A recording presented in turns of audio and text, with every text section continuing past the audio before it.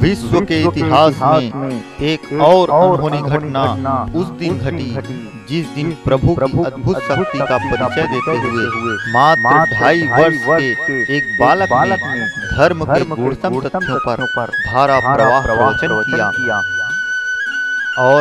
4 वर्ष की आयु में बड़े बड़े संत महापुरुषों के समक्ष कुंभ पर्व में धर्म का मर्म समझाकर बाल योगी की उपाधि को अर्जित किया।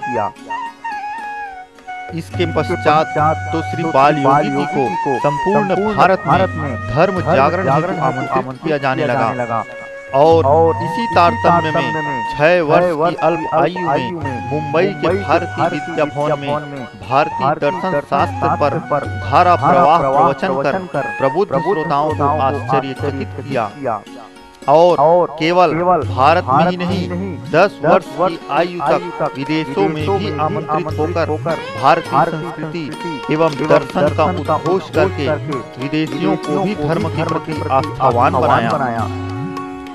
इसके साथ ही भागवत महापुराण का अद्योपान दर्शन कराते हुए अनेक संत महापुरुषों से सुखदेव स्वरूप होने का आशीर्वाद भी प्राप्त किया। प्रवचन के साथ साथ ध्यान मंदिर की स्थापना करके धार्मिक एवं सामाजिक गतिविधियों का श्री गणेश किया,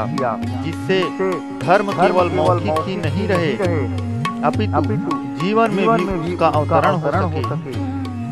दूसरी ओर अनेकानेक सत्संग प्रेमियों की ओर से प्रवचन पुस्तकों की मांग भी निरंतर बढ़ती जा रही थी। अतः प्रेरणा प्रकाशन द्वारा श्री बाल योगी जी के 19वें जन्म दिवस के उपलक्ष्य में 6 पुस्तकों का प्रकाशन किया गया तथा नवीन पुस्तकों की मांग को दृष्टिगत रखते हुए और भी नवीन पुस्तकों का प्रकाशन तथा कुछ पुरानी पुस्तकों का पुनः प्रकाशन भी किया गया और निरंतर उनके संस्करण चलते रहे। और